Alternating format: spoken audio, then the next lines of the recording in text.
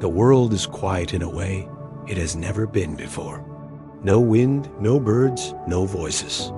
Just the steady sound of water brushing against the sides of a massive wooden ark. Inside, Noah stands near a small window he built months ago. The air is heavy with the smell of wood, animals, and hope that's starting to feel thin. The floodwaters have covered everything for so long that even Noah, a man known for patience, feels the weight of waiting. He closes his eyes for a moment and remembers the day the rain began, the thunder, the rising waters, the fear in people's eyes.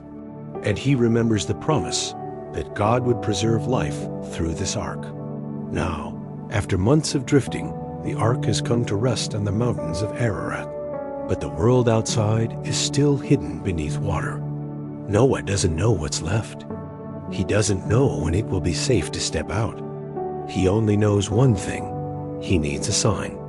Noah reaches into a small enclosure and lifts out a raven, a strong, dark bird with sharp eyes and restless wings. Ravens are survivors. They can live off almost anything. They're bold, tough, and unafraid of the unknown. Noah holds the bird for a moment, feeling its wings twitch. Then he opens the window.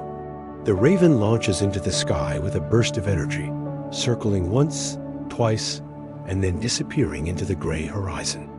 Noah watches until it becomes a speck, and then it's gone. Hours pass, then a day, then another. The raven never returns. People have wondered for centuries why Noah sent a raven first and why it didn't return. Part of the answer is simple. Ravens are scavengers. They can survive in harsh conditions. They don't need fresh plants or dry ground. They can land on floating debris, driftwood, even the remains of things the flood left behind. The world didn't have to be ready for life again for a raven to make it. In a way, the raven's disappearance told Noah something, just not what he hoped for. It told him the world wasn't ready yet. There was nowhere safe for a family to walk, no fresh life, no new beginning. The raven could survive out there. Noah's family couldn't, so Noah waits. The ark creaks softly as it settles deeper into the mountains.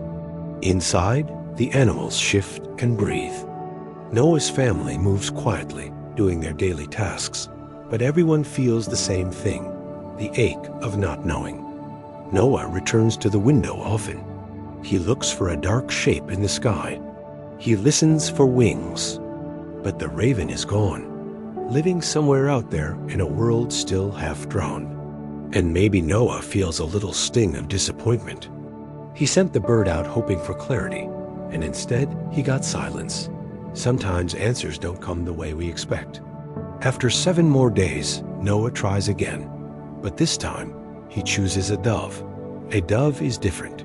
It's gentle. It's selective. It won't settle on something dead or floating. It needs clean, dry places. It needs life. Noah releases the dove, and it flies out into the same gray world the raven entered. But unlike the raven, the dove returns. Wings tired, feet empty. It found nothing. Noah waits another 7 days. He releases the dove again.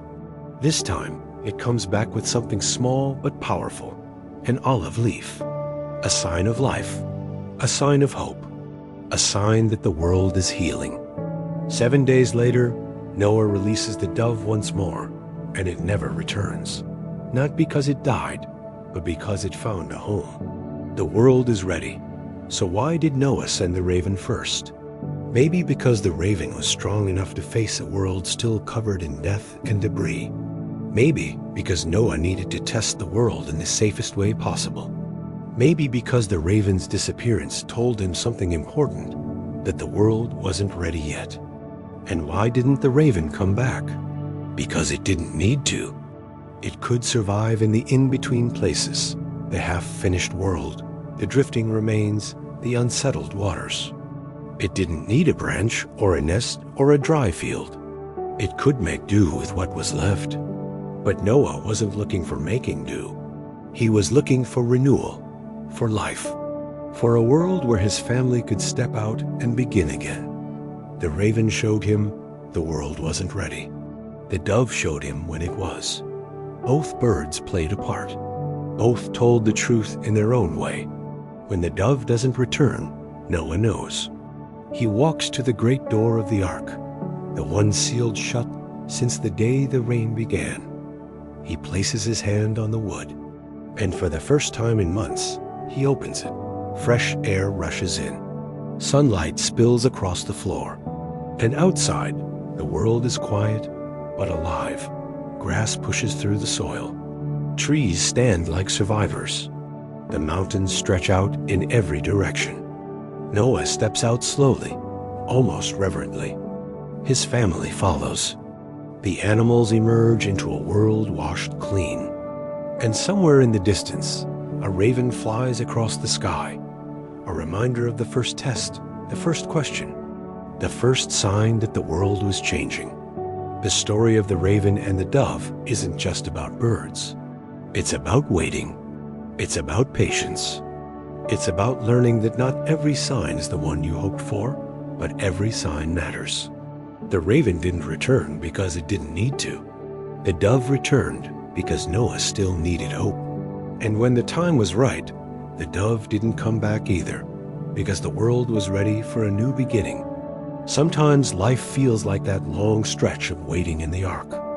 We send out our questions, our hopes, our fears, and sometimes they don't come back with answers. But eventually, something does.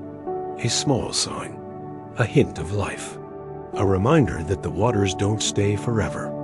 And when the time is right, the door opens,